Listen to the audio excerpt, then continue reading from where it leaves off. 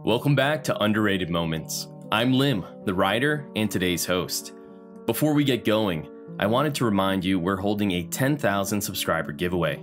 All you have to do is answer a simple question and leave it in the comments below. Now, today's question is, can you guess what my favorite Sith Lord is? Don't worry, I'll leave the answer somewhere in this video, and the moment you see it, just write it in the comments, and you'll automatically be entered. Alright, let's get to today's story. When we talk about Yaddle's life, you might be shocked to find out just how awful the ancient master's origins were. As a young Padawan, her master took her on a mission to a distant, primitive world. And once there, an army attacked the Jedi, and they killed Yaddle's master. But for the young apprentice, they had a worse fate than death planned. They built a giant stone dome and threw her in the very bottom. Yaddle was confined there for over 200 years, living in filth and misery. When she eventually came out and rejoined the Jedi Order, the other masters wanted to grant her the title of Knight, in recognition of her accomplishments. All the masters agreed, but one, Grandmaster Yoda. Why did Yoda harbor such strong feelings against Yaddle's promotion? We'll answer this question and more in today's Underrated Moment. As the Jedi Council shuffled into their chamber, it was hard to not be intimidated by the gathering.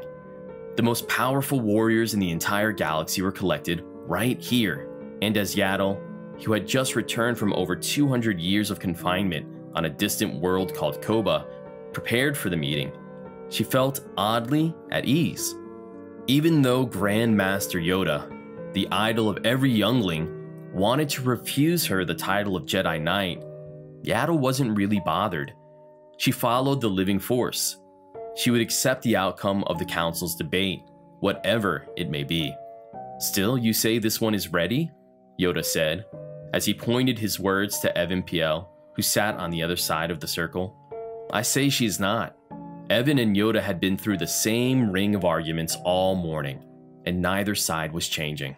The continuation of the discussion into the council chambers was merely a formality, because it would do little to change Yoda's mind. Yaddle has achieved unity with the Force. She has proven herself, Evan said, as he rose from his chair and approached Grandmaster Yoda. But the old, emerald-skinned Force user simply leaned back in his seat and repeated what he had said before. Too old to resume the life of a Padawan, she is. Too much anger. A Jedi must complete her training. Another master she needs. But Evan wouldn't hear any more of it. Sticking a pointed finger out into the air, he looked around the circle of masters. There's no need for her to resume that life. She has completed her journey. We are here to discuss her knighthood, not further tests. But even though Evan felt strongly about Yaddle's merits, Yoda remained stubborn in his beliefs. In fact, it was this same rigid devotion to the Jedi Code that would build a wedge between the Grandmaster and his own former apprentice, Count Dooku. I, for one, wish to hear her account once more, Mace Windu piped up from the side. Of all the other masters, Windu might have seemed like the likely choice to blindly support Yoda. But something about Yaddle's 200 years of confinement fascinated him. Evan wasn't sure if retelling Yaddle's tale would do much of anything to change Yoda's opinion, but at this point, he was willing to do anything. Aware of all the abuse Yaddle had endured in her time on the distant world of Koba, and even more acutely aware of the further pain the other Jedi Masters were adding to her wounds, Evan offered to retell Yaddle's story himself. As the long-eared Jedi opened his mouth, Yaddle's mind flew back in time, over 200 years earlier, to the day she arrived on Koba. Alongside her master, Palvin Kut, Yaddle journeyed across a giant mountainous world, but they soon discovered resistance. A group of locals, under the guidance of a warlord named Tulak, targeted the Jedi. Almost instantaneously, the pair were forced to fight for their lives. Master Kut withdrew his yellow lightsaber and used it to defend himself, while Yaddle wielded a giant quarterstaff, the same type that Vodo Sias Bass wielded in duels nearly 4,000 years earlier. Although they put up a valiant fight, the mob of Tulak's fellow species, the Advos, were too much. In a final swelling thrust, The army forced Master cut to the ground and severed his head from his shoulders. But Yaddle wouldn't share his fate. Instead, the warlord, Tulak, took the young Padawan and tortured her. When she wouldn't reveal the name of the Jedi search party that would come looking for them, Tulak decided to abandon the world, but not before he threw Yaddle down a giant stone prison, from which she would never escape. But Tulak ordered the locals to keep Yaddle alive, and after decades of brutal rule, the locals were well trained, and even in Tulak's absence, they continued to throw regular food rations through a tiny hole in the stone dome's tip. And at the very bottom of the structure, all Yaddle could do was wait. So she did. For 200 years, she sat in the bottom of the prison, subsisting off the meager scraps the locals would throw her away. Over time, legends of a monster in the depths spread all over the world, and Yaddle outlived everyone who was even alive when she was first captured. Eventually, a powerful earthquake tore a hole in the rocky ceiling, and the rubble provided a natural stairwell for Yaddle to escape.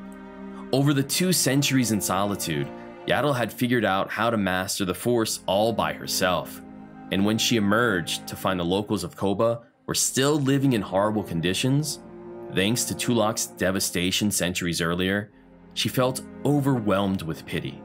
From that moment forward, she used her powers in the Force to guide the locals, and through the years, she transformed the backwater world into a promising planet that would fit perfectly into the Republic.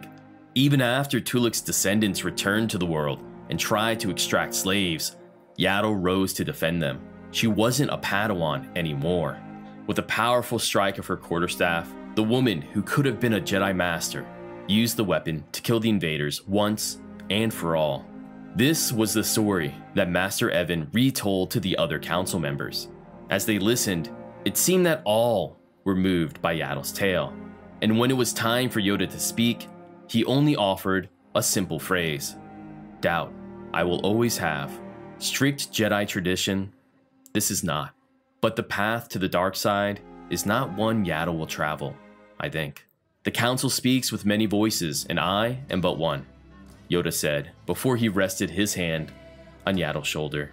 With a final remark, Yoda brought the meeting to an end. To the fold, you are welcome. And suddenly, the Assembly of Masters withdrew all of their lightsabers and raised them above their heads to signify Yaddle's ascension to the rank of Knight. Thank you so much for watching this video through to the very end. If you haven't had the chance, please remember to like, subscribe, and then comment if you want to be entered in our 10,000 subscriber giveaway. We are giving away an amazing Starforged lightsaber, so you won't want to miss out. Thanks again for stopping by, and I'll see you again soon here on Underrated Moments.